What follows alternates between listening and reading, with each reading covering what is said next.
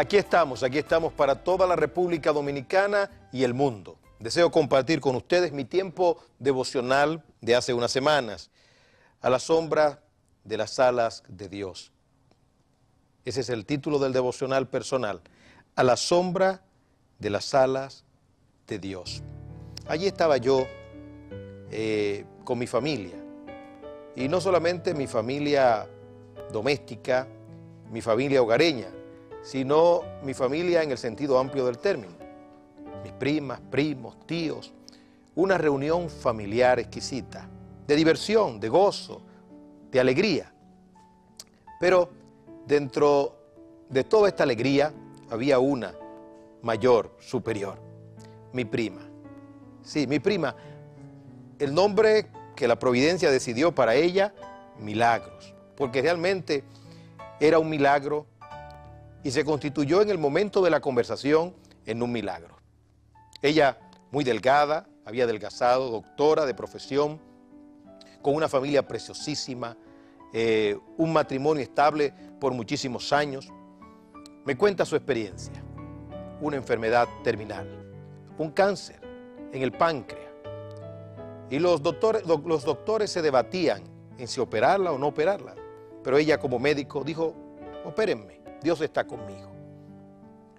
Se entendía que algunos órganos podían ser afectados. Y en efecto, en la cirugía algunos órganos fueron afectados. Pero ella emergió. Ella se levantó después de la cirugía y ahí estaba frente de mí. Pero estaba con una alegría superior a la que todos los familiares en ese momento tenían. Aun cuando había fiesta, había regocijo, había comida, el gozo de vernos de tantos años, décadas, y todavía estamos vivos y disfrutando como familia, pero ella tenía un testimonio especial. Dios estaba con ella. Dios le había suministrado la fuerza y la energía necesaria. Pasaron unas semanas, ella era un milagro andante, indiscutiblemente, y de repente, un martes, suena el teléfono y alguien me dice, tu prima quiere hablar contigo. Ya estaba postrada en cama. Lo que se me ocurrió compartir con ella fue el Salmo 23. Y juntos recitamos el Salmo 23. Jehová es mi pastor y nada me faltará. Yo no sabía lo que estaba ocurriendo en la recámara, porque estábamos hablando vía telefónica. Pero luego su hija me cuenta que su rostro fue transformado. Y lo que no sabe, o lo que no sabía su hija, era que el mío también había sido transformado. No porque alguien me lo dijera, sino porque yo sentía de una manera especial la unción y la presencia de Dios mientras compartía el Salmo 23. Ese martes fue un martes especial, sí, un martes especial. La presencia de Dios, bonita presencia de Dios, la sentía en todo el día. Me tocaba grabar uno de los programas más importantes que he grabado en toda la historia de mi vida, en toda la historia de mi vida. A las 4 de la tarde debía grabar ese programa. Y no podía evadir mi responsabilidad de hablarle a mi nación y al pueblo de Dios. Pero Dios quería que yo tuviera esa experiencia con una persona que estaba muy cercana al cielo, muy cercana a su partida. Yo le prometí a ella y a su esposo que iba a estar a las 6 de la tarde. Pensaba que iba a salir temprano porque tenía otra reunión. Después de terminado el programa, con muchas dificultades, ese programa se grabó porque nosotros sabíamos que había mucha oposición para que la verdad de Dios fluyera. Bueno, terminamos como a las 6:30, ya a las 7 teníamos una reunión muy importante con 2 hombres de Dios, de gran influencia en nuestra nación en el sentido empresarial. La reunión se extendió, una reunión exquisita, con 2 hombres exquisitos, con 2 hombres de Dios que han hecho que la palabra de Dios corra de manera extraordinaria y maravillosa en nuestra nación. 2 hombres que son niños por dentro. 2 hombres que son niños por dentro, sin malicia. 2 hombres con un profundo amor a Dios, a su pueblo, a la iglesia. A las 10 de la noche me debatía si ir donde la prima, porque sabía que estaba en cama. Pero sentí un impulso maravilloso de irla a visitar. 10:30 de la noche. No sabía dónde vivía, pero llegué exactamente a su casa. Allí estaba toda la familia. Sí, había tristeza, pero había paz. Eso fue lo que percibí. Tristeza porque se entendía que el ser querido iba a partir, pero había paz. En ese lugar había paz. En esa casa se sentía la paz de Dios. Se me dijo que esperara un momento y comencé a hablar con mi primo. Y hablamos de la palabra de Dios. ¿De qué otra cosa podíamos hablar? Cuando se me permitió entrar a la habitación, oh, qué maravilloso tiempo. Nos agarramos las manos. Ella sabía que iba a partir y que iba a partir con el Señor. Cantamos, oramos, nos reímos. Y yo me decía a mí mismo, ¿de dónde proviene esa energía tan grande en esta mujer? Esa energía indiscutiblemente provenía de Dios, que no desampara a sus hijos. En los momentos de desaliento y dificultad, allí está Dios presente. Compartí con mi prima mi tiempo devocional, que es lo que quiero compartir con mi nación y con el mundo. Ahora, compartí el Salmo 57, que reza de la manera siguiente: ten misericordia de mí, oh Dios, ten misericordia de mí, porque en ti ha confiado mi alma, y en la sombra de tus alas me ampararé. La última parte me encanta. Dice, hasta que pasen los quebrantos. Le hablé de David. ¿De quién era David? David no era un hombre simple, ni era común y corriente. Era un rey, catalogado como el dulce cantor de Israel. Pero además de rey, compositor, músico, porque tocaba el arpa, David era un militar, un valiente militar, y llegó a hacer guerra de guerrilla. En otras palabras, vivió entre los montes, entre los valles, vivió en hambruna, en escasez, pero siempre dependiendo de Dios. Fue un hombre que usó la estrategia, era un estratega, maravilloso estratega. Y si tú conoces a David solamente a través del primer libro de Samuel y el segundo libro de Samuel, entonces no lo estás conociendo bien, porque estás conociendo a aquel que derribó al gigante Goliat, aquel que complació a Saúl con relación a aquellos prepucios que Saúl pidió para darle a su hija, ¿verdad? Ese era el cambio. Me traes los prepucios y yo te doy a mi hija. Y David entendió esto como un altísimo privilegio y trajo más de lo que se le había pedido. David, el hombre de la guerra, el hombre que fue a la cueva de Adulán, y formó un ejército extraordinario con personas endeudadas, amargadas, traumatizadas, afligidas, y formó el maravilloso ejército, los valientes de David. Pero si conoces a David a través del libro de Samuel, no conoces realmente a David. A David se le conoce en su interior, en su intimidad, a través del libro de los Salmos. Y ese es el banquete que me estoy dando. Me ha tocado en mi lectura consecutiva de la Biblia precisamente leer el libro de los Salmos. Cada mañana es un banquete al conocer el corazón de David. David empatiza conmigo y yo empatizo con David. Hay una empatía mutua. Yo siento, ¿verdad?, que Dios me habla a través de la experiencia de David, y esa es la realidad y la vivencia del pueblo de Dios a través de los años, a través de los tiempos. David comienza en este salmo diciendo, ten misericordia de mí, oh Dios, ten misericordia. Mire, cuando se pide la misericordia de Dios dos veces, es porque es un asunto de gran necesidad. Es un asunto muy serio.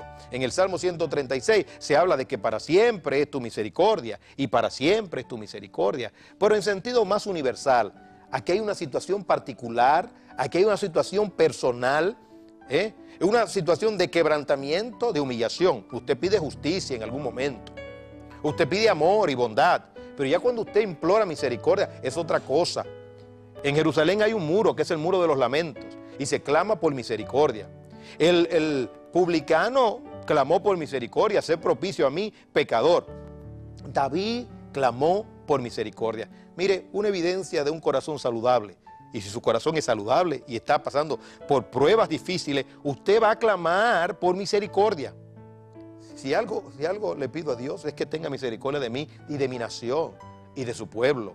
Suplico casi diariamente por misericordia. Ten misericordia de mí, oh Dios, ten misericordia. Ahora, ¿qué dice? Porque en ti ha confiado mi alma. Ahora no nos interesa definir si el ser humano es tripartito o bipartito. Lo que sabemos sí es que el hombre tiene una parte espiritual y una parte física. Él está diciendo aquí, porque en ti ha confiado mi alma. El alma de un hijo de Dios debe de estar sana. Y si está sana, estará entonces en consecuencia confiada. En ti ha confiado mi alma. Aun cuando por afuera pueda parecer otra cosa, mi alma está en reposo.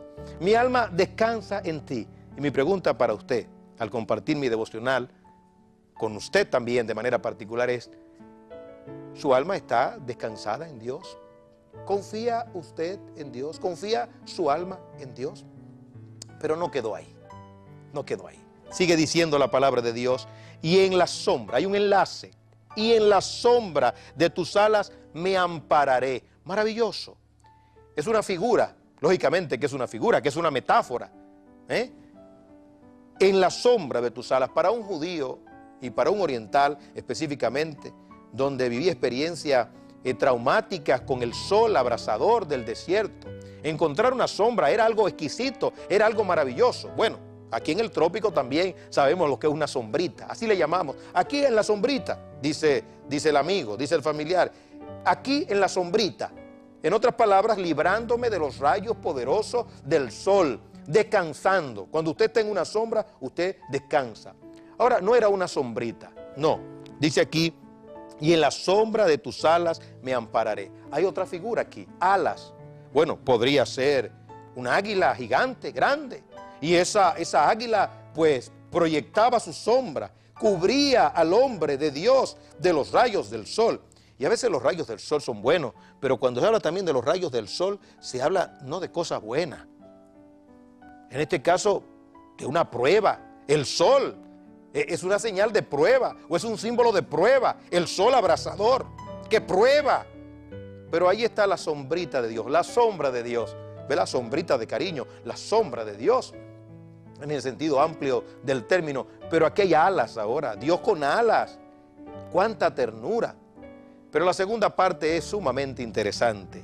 Dice, hasta que pasen los quebrantos. Y en la sombra de tus alas me ampararé hasta que pasen los quebrantos. Así consolé a mi prima en la cama antes de partir. Le dije, cobíjate en la sombra de las alas de Dios hasta que pase el quebranto. Compartiendo este devocional también con la comunidad que pastoreo, hice la siguiente pregunta. ¿Qué queréis ustedes? ¿Queréis prosperidad? ¿Queréis bienestar económico y muchas cosas más sin la sombra que provienen de las alas de Jehová? ¿O quieren aflicción y prueba con la sombra de las alas de Dios? Todo el auditorio, toda la comunidad, toda la feligresía, toda la iglesia, toda la grey respondió, queremos la sombra de Dios. No importa, en escasez, en prueba, en aflicción, queremos la sombra de Dios. En efecto, hay personas que tienen prosperidad y éxito. Ahora mismo hay personas que tienen mucho dinero y que están viendo este programa. Tienen muchas posesiones. Es más, hay personas que tienen hasta una familia muy linda, pero no tienen paz. Hay perturbación, hay intranquilidad. ¿Por qué? Bueno, porque aun cuando tienen todos esos bienes, no tienen la sombra de Dios. Y hay personas que están viendo este programa también, que están pasando por pruebas difíciles y tienen escasez y tienen enfermedad, como si estuvieran viviendo un día malo, pero tienen una paz extraordinaria, la paz de Dios que sobrepasa o sobrepuja a todo entendimiento. Están cobijados bajo la sombra. En mi caso, prefiero la sombra de Dios. Lógicamente, también hice la pregunta, ¿queréis las dos? ¿Queréis la prosperidad y queréis la sombra de Dios? Y todo el mundo gritó, sí, queremos los dos, o las dos cosas. Sí, pero no siempre Dios nos da las dos cosas. Puede ser que también tengamos personas aquí, en este momento, cuando digo aquí es porque estamos cerca, que tienen posesiones, pero no están apegados a esas posesiones, tienen hijos, y están bajo la sombra. Tienen las dos cosas. Ese es el ideal, pero no siempre es así. Ahora, permítame explicar un poquito más este asunto de la sombra de Dios, de cobijarse bajo la sombra. Bueno, tiene que ver con un confort interno o interior, un confort maravilloso. Es como si Dios adornara el alma, como si Dios arreglara de una manera maravillosa, con aire acondicionado, el alma. Y ahí está el individuo afligido, con pruebas y dificultades, pero por dentro hay un confort maravilloso. La palabra clave es aptitud, con P. ¿Y por qué no aptitud con C? Aptitud con P, es decir, capacidad, con capacidad. Tiene capacidad para soportar las pruebas. ¿Recuerda usted lo que dice la Biblia en la carta de Pablo a los Corintios? Que Dios no nos manda más pruebas de la que nosotros podamos sobrellevar y juntamente con la tentación Él nos da la salida. Maravilloso esto. Es decir, puede venir cualquier aflicción como la que tuvo Job, pero Job en su quebranto tenía paz. Y él podía decir, no, hay propósito en Dios. Dijo literalmente, no hay despropósito. En todo esto no pecó Job, ni le atribuyó a Dios despropósito alguno. Jehová dio, Jehová quitó, sea el nombre de Dios bendito. La mujer estaba sana, no estaba enferma, y la mujer quería que Job maldijera a Dios. Y Job le dijo, como cualquier mujer fatua o necia, has hablado, recibiremos lo bueno de Dios y lo malo no lo recibiremos. Confort interno para recibir lo bueno, la sombra de Dios, y confort para recibir las providencias aflictivas que pueden venir de Dios, porque Dios tiene el control de todo. Nada se le escapa absolutamente al Dios del universo, el Dios de la Biblia, al Dios que le servimos, que es un Dios vivo y un Dios verdadero. Entonces la sombra, las alas de la sombra de Dios tiene que ver con esa capacidad. Pero esa capacidad, esa aptitud con P, nos lleva a una actitud con C, es decir, a una disposición. Dice la Biblia en el libro de Proverbios, dice que el ánimo del hombre le hará soportar su enfermedad. Por eso debemos ser muy cuidadosos, muy cuidadosos. La aptitud con P es importante, es capacidad. Todo cristiano tiene capacidad para soportar todas las pruebas que Dios envía. Todo cristiano, porque tiene el poder, tiene el Espíritu Santo. No es espíritu de cobardía, es espíritu de amor y de dominio propio. Pero la actitud con C es significativamente influenciable. En otras palabras, dependiendo de lo que tú escuches. Por eso, en nuestro caso, procuramos traer palabras de aliento al pueblo de Dios. Jamás palabras de desaliento, jamás palabras de derrota, ni siquiera la más mínima brecha, ni la más mínima brecha para que el enemigo no gane ventaja. El pensamiento es positivo. De hecho, digo aquí a mi nación lo siguiente, digo que a mí me corrigen mis propias ovejas. Es decir, mis amigos que son mis ovejas y mis amigas que son mis ovejas me viven corrigiendo. Porque yo vivo hablando también palabras negativas y ellos me dicen, eso no es lo que usted me ha enseñado. Y yo les digo, es verdad. Cuando a veces de repente digo algo negativo, algo contrario a la filosofía que yo he enseñado por las Escrituras, ellos están avisados porque han sido enseñados también para corregirme y para corregir a sus pastores y a sus líderes cuando escuchen alguna exposición de nuestros labios que pueda ser perniciosa o que pueda ser negativa. Y me lo han dicho y yo he tenido que cambiar. Recuerdo en estos días que estaba hablando de fe y de repente no pasaron 30 segundos que yo estaba hablando una palabra negativa de incredulidad y me miran así dos ovejas de mi rebaño y me miran y me dicen ¿qué pasó? Y me corrigen y no me quedó otra alternativa que avergonzado dar la cabeza y dice ustedes tienen la razón, es así, es palabra de fe. Usted abre una puertecita a la incredulidad y por ahí se mete. El ánimo del hombre le hará soportar su enfermedad. En otras palabras, a un creyente no vaya con conmiseración, no conmisere a los creyentes. Los creyentes no se conmiseran. Usted no le puede decir, ay, el pobrecito, es que tiene esa enfermedad. Ay, hombre, no. Tiene un cáncer con metástasis. Dígale que Dios es poderoso para darle fuerza en medio de su quebranto. Cítele la palabra de Dios. Cítele el Salmo 57 y dígale, y en la sombra de tus alas me ampararé hasta que pasen los quebrantos. Bueno, Dios puede librarte del quebranto, pero también puede llevarte a un lugar mejor, como se llevó a mi prima, a un lugar mejor. Te puede llevar al cielo, que es un lugar mejor. Es la esperanza nuestra, es la esperanza maravillosa, es la esperanza de gloria. La esperanza de gloria. Qué lindo es todo esto. Entonces no conmisere a nadie, y especialmente a los creyentes.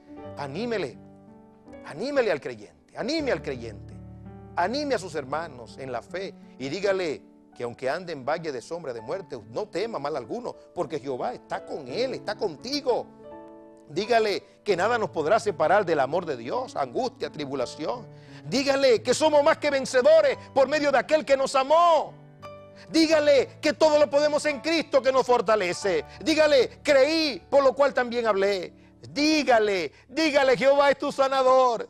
Dígale, no he visto justo desamparado, ni su simiente que mendigue pan.